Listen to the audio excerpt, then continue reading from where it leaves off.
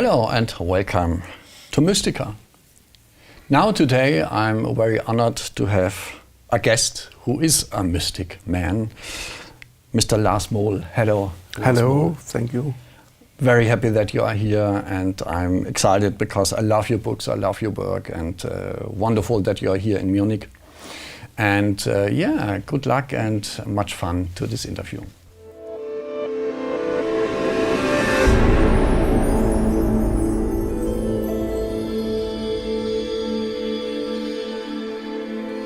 Yeah, the mystic way, the spiritual path.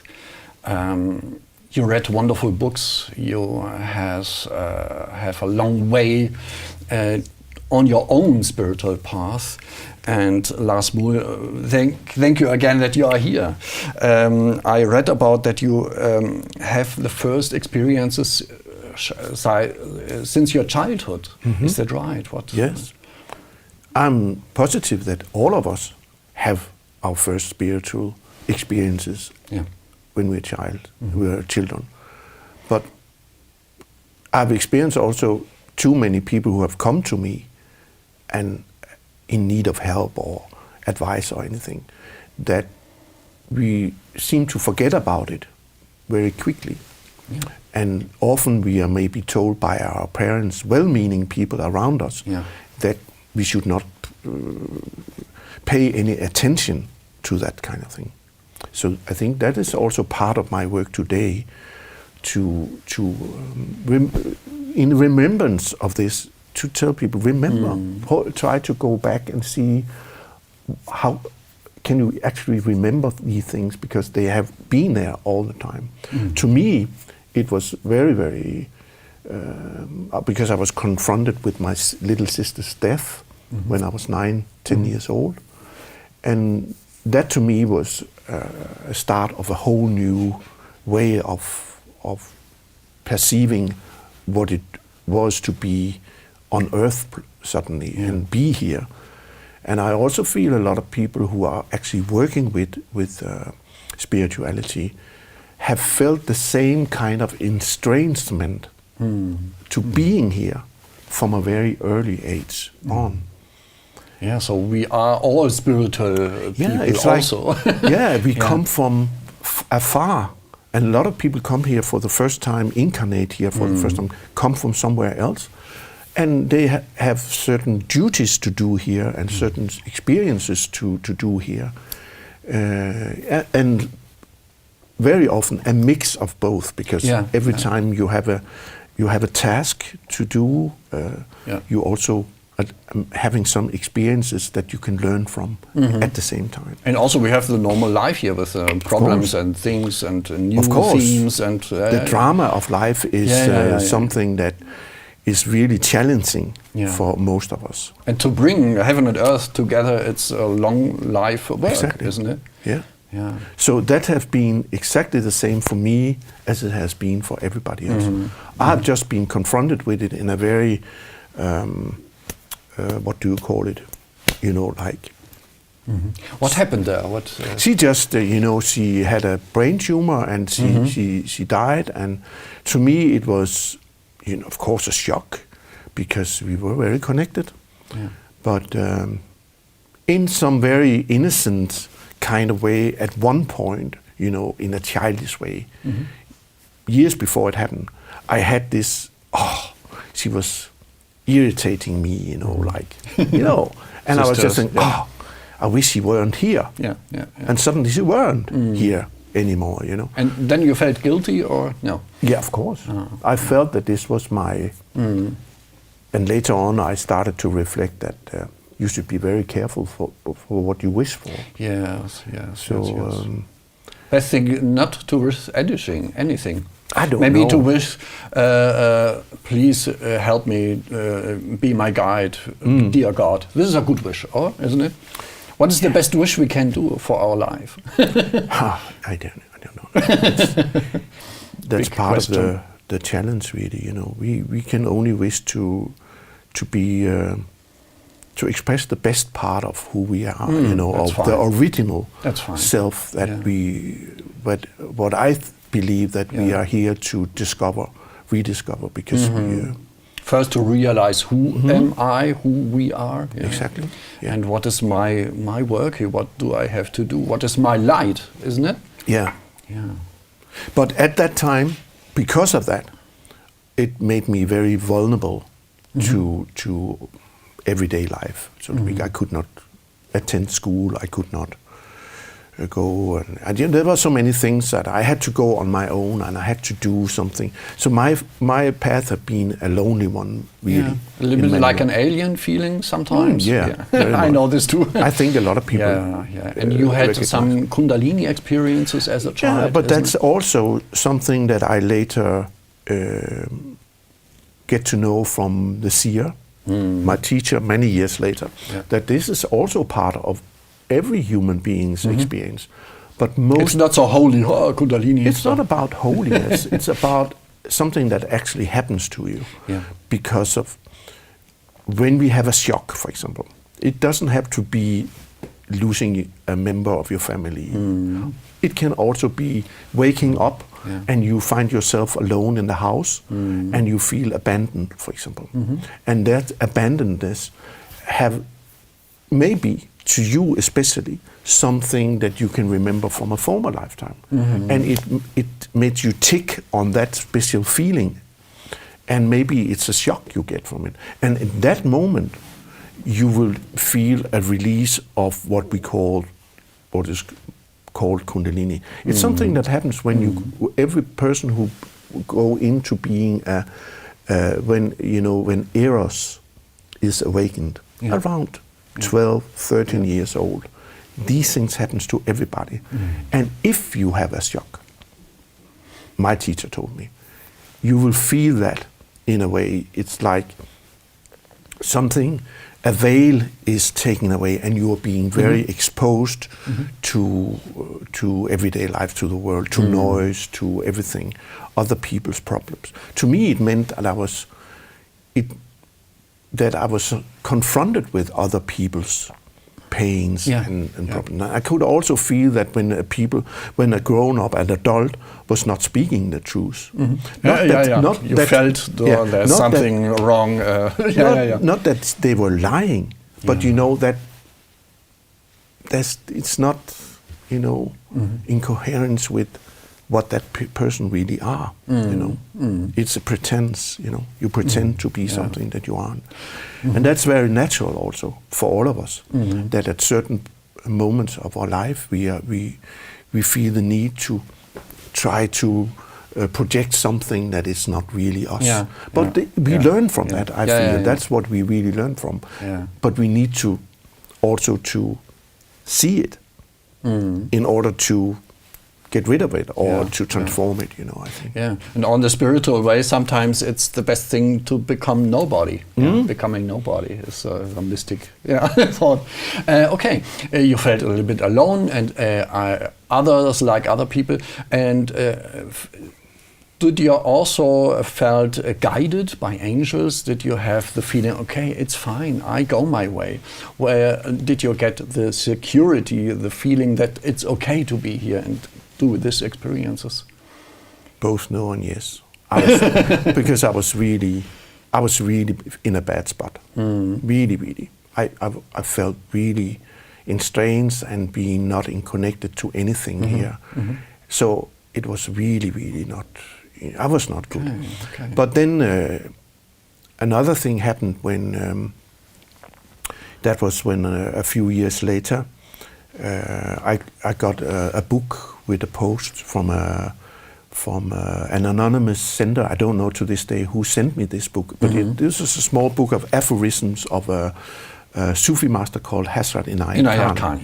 And wonderful. I opened it randomly, and the first thing that it came to me was, if you will approach us, we will bow down and lift you up. And to me, that was the help I needed at that moment. So also, I have. So that means we get help, but we have to do the first step that we get this help. Or? I don't know. Somebody sent me that book. Yeah, I did absolutely. No, I mean the sentence what you talked about. Yeah, exactly. It was from the angels were talking to me. We are guided, but we have to say, please help me, and then they come a little bit closer to us. Is that it? But I also had another experience that was a little bit before. When I went into a church, I could not go to school, so I started to go into churches in my town in Aarhus, and find out when the organist was rehearsing and just sitting there having all this music, and that was part of my healing, and also you could call it my musical education through this music, and. So one day I was in a church and there was no music there. I missed the time. I didn't have it right, you know. So I remember I was asking God if there in a prayer, if my sister, give me a sign if my sister is still there. And suddenly there was a kind of, it was not a big thing, but I experienced it as a big thing. A small something came down through the air from the roof of the church and just lay in front of me like a small feather kind of thing. And that was enough for me. It was your really, heart knowed, okay, this is my sign. This is it. Wow. But I think this, again, this is not a huge thing. I think this is how we are surrounded by these things all the time, and we are connected all the time if we want to, if we choose to be. It's our choice. We have to say, okay, I want to go this way. So the seer later told to you, you have the choice. You can, exactly. What do you really want? So, okay, later you became a very famous musician, rock musician also. So. Famous. I was in Denmark, you know, it's a small country. So it was I think, a very interesting career, but some years later you get very ill. And you were 2 years ill, is that right? And then 3 years ill. Yeah, wow. Exactly. To be exact, you know, I went into music life because I did not know where else to go. I needed a place to be. And I was so fortunate to be together with some other boys that, like me, also needed a place to go. And what we had in common was we were all musical, but there was not really musical ambition as such. So we went on a trip to Israel in '69 on a concert tour for 3 months. And what happened there was really those boys becoming a kind of young men there. It was an initiation. And to me, it meant that suddenly I discovered, I'm actually, tonight we are playing in Nazareth, tomorrow we are going to Bethlehem. And before that we went to Jerusalem. You know, it was suddenly I was there because I was very much taken by the Jesus figure. And that vibe that later to me became Yeshua, which is the real name. And it was like, this is where you belong. This is, I could really resonate with it. And we went to the Dead Sea, to the place of the Qumran of the old University of the Essenes, and immediately, the first time I stepped in there, it was like coming back to something I knew so strongly. Wow. So you know, everything kind of evolved, and so it all comes together. There are not many accidents. Ways, you know. It happens from thing to thing. Exactly. Wow. So I feel so fortunate. I feel so grateful for everything that, even at the time when I did not understand it, you know, but in retrospectively, when I later, you know, I thought, that was why it happened. You know, and you start to find out how life works, how everything works. Schopenhauer said, I look back into my life and I saw it's all from step to step like a plan. It's wonderful. Exactly. Wow. And I think you are part of the plan by the choices you make. Yes. And we don't know who does the plan, where does it come from, the plan of life. Wow. Okay, and then you realize, okay, that is also a very important theme for me. And okay, something later you get ill. I spent the most of my life in showbiz, but that was again, of course, I was very much into music because you cannot be half there and half not. Yes. But at the same time, I was studying, and that became more and more important. That those studies was more and more took more and more out of my. That was my primary thing, you know. And again, at that time, I did not know I was actually preparing for what I'm doing today. But when I met Calle, after as you said, I became sick and I lay on a bed more or less for 3 years, and nobody could diagnose me and so on. But suddenly, through a friend, I was connected to Calle, and within 5 minutes, he got me out of bed, so to speak, over the telephone. And of course, that was, like a miracle to me. And in that half year before I was supposed to meet him, before I could meet him, so many things happened. I used to be a heavy smoker, and I tried so many times to quit smoking, but suddenly I was able to, just like this. And I just felt that something was building up, something was falling into place. I suddenly understood that everything I had been doing up to that, even being in showbiz, because some people said, wasn't it schizophrenic to be in showbiz and being... You could say that, but at the same time, no, because the showbiz more or less took part of what you would call the eros part of me. Yeah.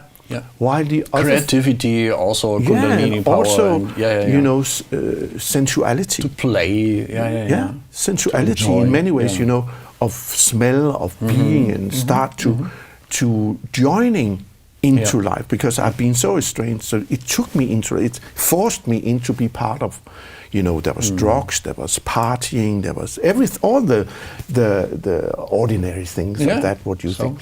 So I became soaked up in a way, but at the same time, I had my studies, and slowly it took over more and more, and in the end, I felt just so estranged from everything that was in there. You should remember, when I was young, I really wanted to be just normal. I wanted to be so music in many ways, and being in some way made me part of ordinary life. And people like you, and so But of course, a lot of projection is going on. But in many ways, I feel that my life in showbiz made me ready to do my work also here, because now, at that time, I was very shy to go on stage. I was not a lead singer or something. I was just playing the organ, sitting, doing my backing vocals, but learning a lot from it, So suddenly I became the lead singer, and I was educated in how to go on stage to perform. So to me today, I don't have any problems going up there. I don't have to be... It all came together, and now you also do music, holy music, wonderful music for the people. But then your life changed more and more. And then I started to work with the seer, of course. So I think 9 years you was together with him, is that right? Yeah. And you write down wonderful stories about him, and he led you to go to some holy places, and you learned more and more. How could you describe what was the most changing things in your life, in your psyche, in your spiritual way? What were the most important things what you learned more and more? From him? Yes. First of all, it was when I met him, I had been studying so much. I've read all the books, all the traditions, Taoism, all the classic books there were to read. But I did not pay any attention to practice in a way that was deep enough. It was very on the surface. I tried this, I tried that, and I had a very awkward feeling towards prayer, you know, because I did not know really what it was about and how. So I meet this guy who have not read anything really, but he'd done a lot of practice. Meaning, what kind of practice? Every morning he raised up from bed and he said, I hereby dedicate myself to the universe, God. Wow. And he really, I could see he was really, you know, it was just not some words came out of his mouth, you know. So despite, and I also find out that despite all his personal problems, every morning when he went into this work, into his office and started working for other people, dedicating himself to other people, helping them with their sickness, and they were phoning him from all over the world. That seriousness, and that's what do you call it, when the way he dedicated himself to his work. That was really, really inspiring. And of course, again, at the time, I did not know before later on, oh yeah, this is the important thing. This is the important thing. That he really dedicated himself. He did not doubt at any moment that he could connect himself to what you call God or whatever you want to call it. Akasha Chronic or something. It doesn't like matter, this, you know. We have all kinds of strange names for the same thing. But, you know, the seriousness from him and the humbleness and the soberness and the ethical thing about doing it. And when he left, when he went out, all his problems was waiting for him out there. And as he said one day, don't worry, Lars, they won't run away from you. They will wait there. Nobody will come and take it away from you. And so that in that way, he was not the one who said, now I'm going to teach you something. It was by showing all the way by mostly of what he did. So you was on his side and you saw, for example, how he worked with the people on telephone and he saw and realized all what their problems were. Like, it sounds like a wonder, but you learned more and more it's a normal work. He said, exactly like Jesus said before him, no comparison whatsoever. But if you do as me, everybody can do what I do. And I think that's the main thing that we understand, that we are, everybody is already enlightened beings. And I think that when people come and say to me, if you follow this course or if you do this and you pay this money, in the end you'll also be enlightened. And of course I'm the one to decide when that's happening, you know, because I'm of course enlightened, you know. All this crap, it has to go, because so it's more or less people's own thoughts about how things are and how things aren't. And how should I be when I'm holy and I cannot sit in a lotus position. How can I be? Or whatever, you know, it is, you know.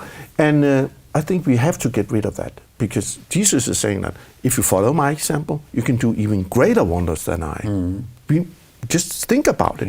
Just think about it. Have you ever heard something in the church preached? No. And that's really, really weird, because it's one of the strongest words in the whole New Testament, I think. That from this man, listen, it's actually there.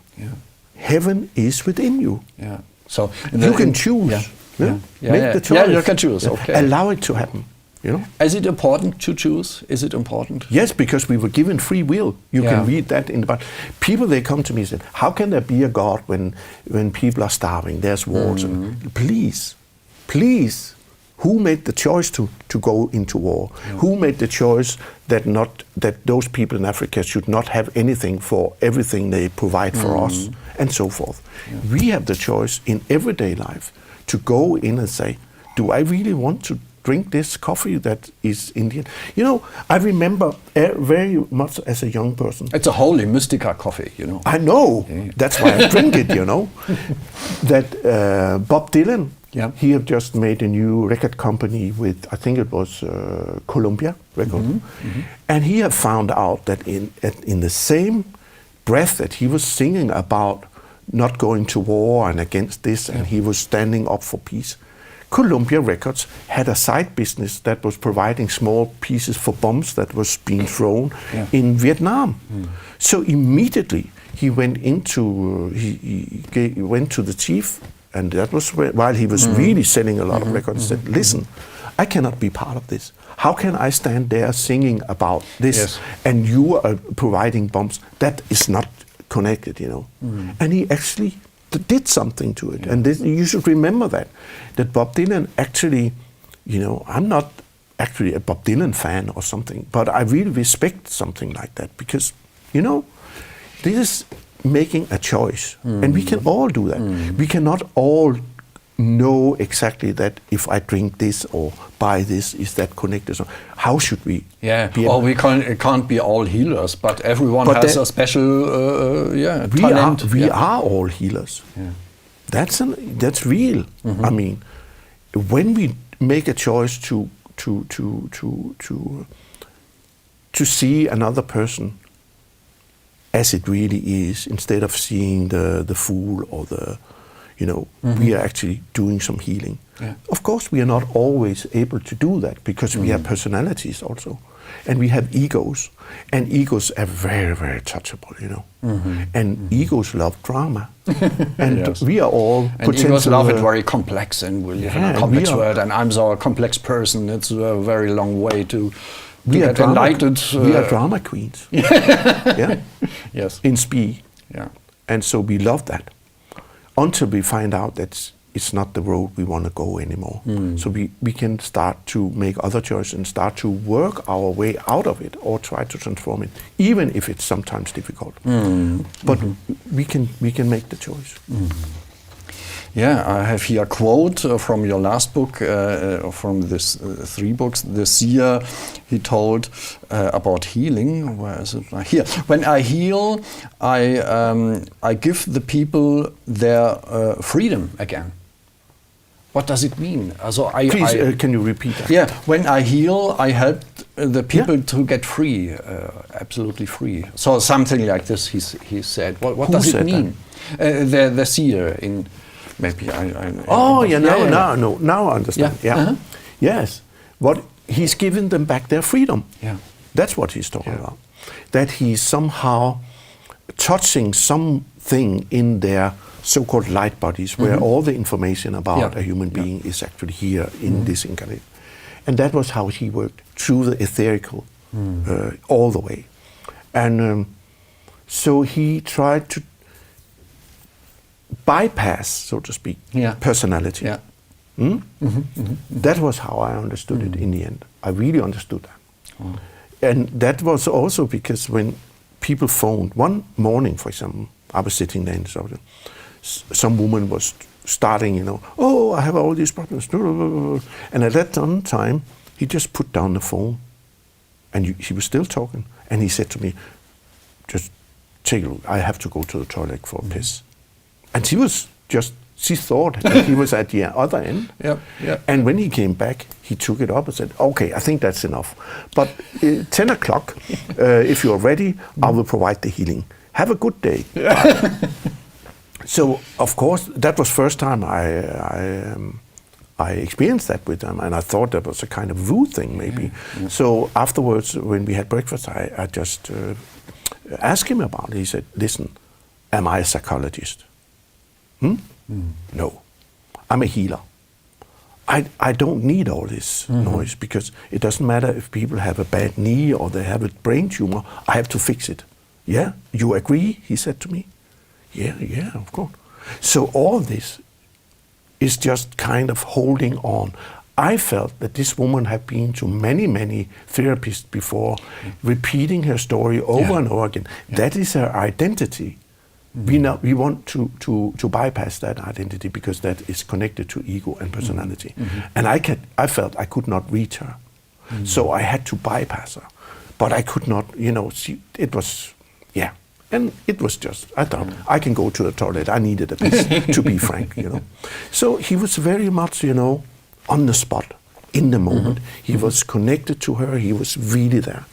And tried to, okay, she have to talk, but I don't need to listen to it, because it, you know. So he tried to in that way. So he had a special treatment for everyone, just trying to connect to what is needed here and now. Yeah. He was not always right, and sometimes he was not able to do it. But also he didn't see himself as a big master or something. No. Just doing his work. Of course not. He was smoking and he was drinking, and sometimes after the book came out, there was people who wrote me, "How can he be a holy man and he smokes and drinks?" And he never ever pretended to be one. But nevertheless, he helped thousands of people. Yeah. You know. Yeah. So we have to. What do we mean by holy men and holy women? What is it, all this crap about being holy? Yeah. We are all holy if we want to. It's not a big thing. So we don't need gurus and stories. We need inspiration. And of course, when we meet each other, we can, it can be an inspiration to meet other people. Yeah. You don't have to pronounce it. You don't have to advertise it. It's just be open towards other people and you learn from them. Yes. We learn from everybody. Yeah. So we are, each one of us are teachers and pupils. And also we learn from life every day, every second. Yeah. How can we find our path? How can we connect again to so-called God or to our holy self or something? What You can sometimes be still and try to sit down and listen. And listen to all the noise that the ego is making. Yeah. I need to do this, I need to do that, I need to do that. I must remember this, And it can be very hard, very difficult. That's a challenge, to try to get in and listen to the inner voice. What is it actually saying? What do you really want? Why are you doing what you're doing? A lot of times we don't even aware of why we do things. Yeah, that's right. We do things because we think it's expected of us. We do things because we want to be loved, be appreciated, and there's nothing wrong with that. It's only natural when you are a human being. But sometimes you need to stop and just think, why? And because you feel, I cannot just go on doing this. I need to.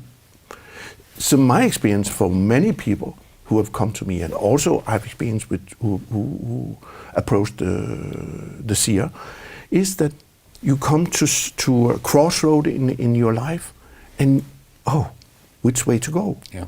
And sometimes, of course, you need help or inspiration. It can be from a book, from a talk, from whoever.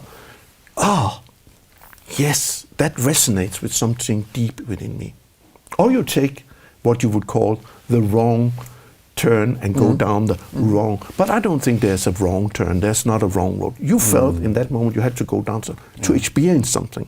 And you find out later, it was a dead end. You come back and you know now, I'm not going back down that road anymore. There's only this road left now. So that's my road. There's many ways to come to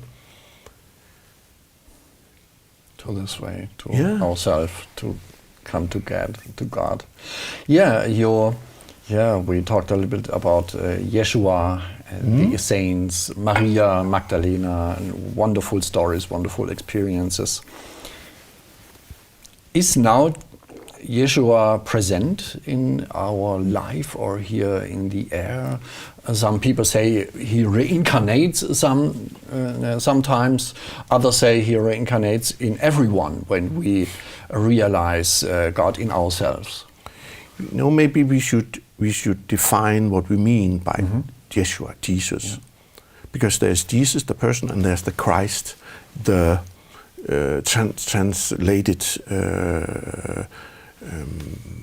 kind of connected thing, So it could be Christ consciousness, as is it all called, that everybody has, again, Yeshua is saying, follow my example, you can do the same as me. And you can read, he went up to what you call the Transfiguration, the mountain of Transfiguration it's called now, because he took some of his pupils up there and showed them how to be transfigured, how to mate with your higher self and your real purpose and your real being, your light being, your enlightened being. He showed them that, So they could see it can be done. Yeah.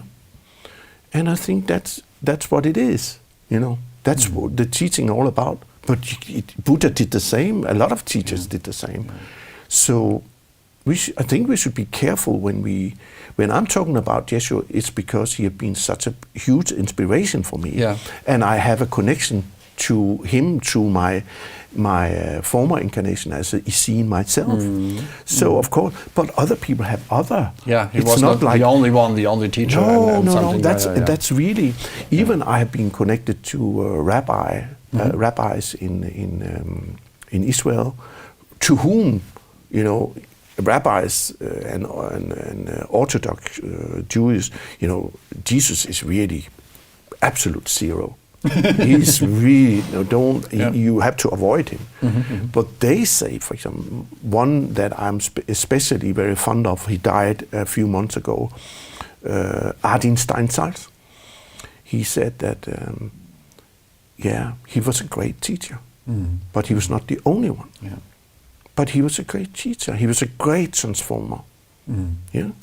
And I really respect that, you know, because he was so clear also, and in his own way, you know, very, very connected, you know, to what I call, what we could call Christ or Buddha or whatever you want to call it. I don't care what it's called. I just know that you could also call it the presence, you know, the presence of what we would understand as God. It's everywhere. We can connect if we choose to. Yeah. In your books also the feminine principle is a very important theme, and of course Magdalena, who and in your book you describe wonderful the way of her initiation and her learning to realize also the goddess in herself. In church we never heard about that, but it's so important. So to realize what is the feminine principle, and do we have all to realize more and in a new way what that means in our life? I think so. I think the time is right now that we really understand what the feminine principle is.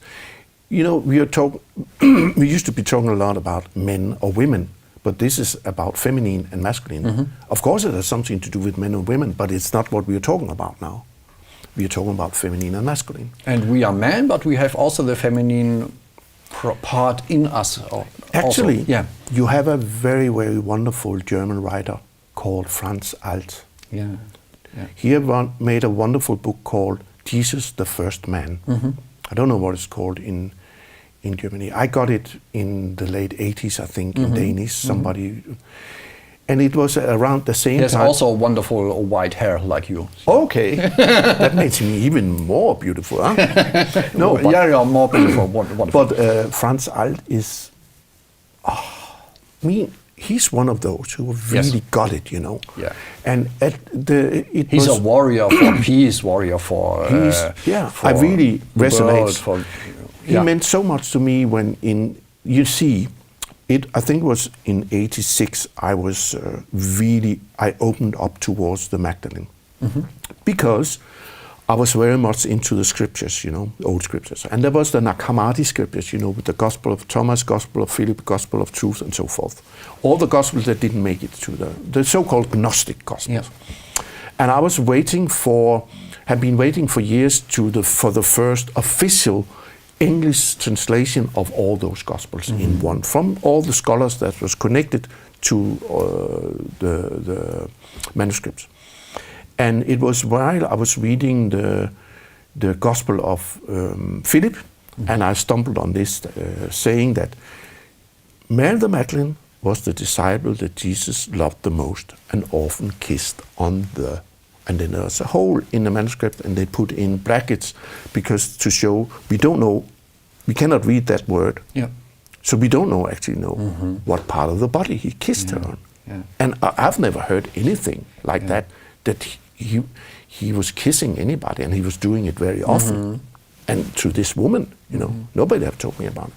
So suddenly I needed to understand what part of the body he was kissing her on. I mean, it could be on her cheek, or it could be on her belly, or whatever. Yeah, we don't know.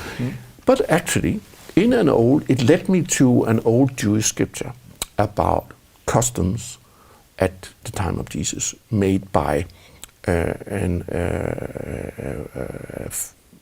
historian from the time of Jesus called Josephus, who wrote thousands of pages of that period. And there you could read that he had been in a scene himself, from that the kiss on the mouth was a way that initiated persons were recognizing each other and also revering each other. So you can imagine that them, what I found out later, obviously had to be married, because we can read in the New Testament that he was called a rabbi, Jesus, and he was going into synagogues and reading from the textures aloud, and you were only allowed to do that if you were an Orthodox rabbi, a real Orthodox rabbi. And if you were an Orthodox rabbi, you had to be married, or else you would not be accepted, So through Henry Lincoln, the author of Holy Blood, Holy Grail, that book, that I was I met in France, and we were actually starting to work together to build up a manuscript around Mary Magdalene, and him being a Jew himself. Then Brown learned from him also. But he being a Jew himself knew a lot about the customs. He was raised as a Jew. Not many people know about it because he took another name. His family took another name because at that time they weren't very popular to be Jews, So, but he was I was really surprised to know how much he knew about Jewish customs. Also for that time, he had been very much into that when he worked on the book on the Holy Grail. So it was very fascinating to work with him around that. And he had read my book on Magdalene, and that was how we were acquainted afterwards. So he was also the one who told me that Jesus actually had a twin brother, Toma, who means the twin, So that there was actually, like Rudolf Steiner also had been into that, there was two Jesus children. And that is why there is two life trees. There's one in the Matthäus Evangelium and one in Lucas, So is it more than a symbol, more than a metaphor? Yeah. Exactly. Okay. There were two. Okay. Wow. And but that aside, back to the Magdalene. Yes. Because that was really important. So in my investigation, I also found in a very beautiful old Aramaic gospel a saying of Jesus saying that I am and my bride are one, just exactly as Mary the Magdalene, whom I have chosen as an example for myself, is one with me. Wow. He's saying everything there. He's saying that he's actually being connected to his inner bride, his inner feminine, and that in Mary the Magdalene, he have found an earthly woman who mirrors that inner feminine side of himself. And that is why they have become one. It's all there. Sometimes I now think about Mona Lisa, Leonardo da Vinci, as maybe himself, but also a woman. It's both. It's wow. We feel this wonderful connection between men and women, or female and male principle. We know today that Leonardo da Vinci was at least bisexual. He was also homosexual. But I have, for example, today many of my friends. I have bisexual or homosexual friends that are living together as couples and have done for many years. And that I feel that now also with all this gender thing that has come in, that you are, even children are trying to announce. I feel like the opposite sex, or I'm both, and all these things. that it actually has something to do with our evolvement, or how we as human beings evolve. Because we should remember, before we were born, we had both. We could maybe we were women in a life before and something like this. That we were actually, when we are on the other side, we are both and nothing. Okay. In Thomas, the Gospel of Thomas, actually Yeshua is addressing this. He said, when man is not man anymore, when the masculine is just pure masculine, and the woman is not woman anymore, but when they two become one, then they shall enter. Yeah. How should we understand that? You can understand, and that's why I think that what Gustav Jung tried to give to us is the anima, to try to give it a new voice and address it to our times. Yes. That was really his big work, I think. Yeah. So I think there's so much to get from that. Yeah. How can we better understand this connection between the male and female concept? I think many people on the spiritual path nowadays think it's having to do with tantra and coming with body to body, but maybe it's another understanding what we need. First of all, tantra in its original form is first and foremost consciousness. Yeah, has nothing to do with so much sexuality. But of course, I can understand that it's for a lot of people that's very interesting to go into, because I think we have been so estranged in our eras that what is sex really it's life all power, about? No? What it's all about, and now it's turned into pornography in many ways. Everything is, big boobies there, big boobies there. If you want to sell something, just put, or it can also be men, half naked, and I think I read here that maybe it should be that the humankind go further more than, but many of them are stuck in here on blockade here and don't come into their heart because there's too much having to do with that. So it's just again a projection and how we project. But I think when we are really feeling, when we can really feel connected to other person through the heart, first and foremost, then everything else is just a gift that goes with it. But if we need to feel this connection, that is. And to realize that here's our center, the real center, isn't it? Also I and my bride are one. Exactly is like this woman, because that's why I have chosen her to be an example to me. Oh, that's nice. Yeah, because we are one. Yeah. So it goes both ways. We learn, from each other. But it's not just like persons. It's also on a higher level that even when it's happening, maybe we understand it next year or something. But it's there. And you should remember when, for example, in the Jewish tradition, even to this day, if you are going to mate in the bridal chamber, a man and a woman, and you can go in there and create and prepare the way for a new soul that is coming into in the world. But you can also mate, and they know that when you do it in consciousness and open-heartedness and love, you prepare the way for the Shekinah. The Shekinah being the feminine side of what we call God. The Shekinah being the spirit that hovered over the waters when everything was created, as we can read in the Old Testament. So this is actually part of when every time we connect to somebody on a deep level, even it could be you and I now, we create something on another level, on a higher level. A child, so to speak, that has something to do with the meeting of you and me.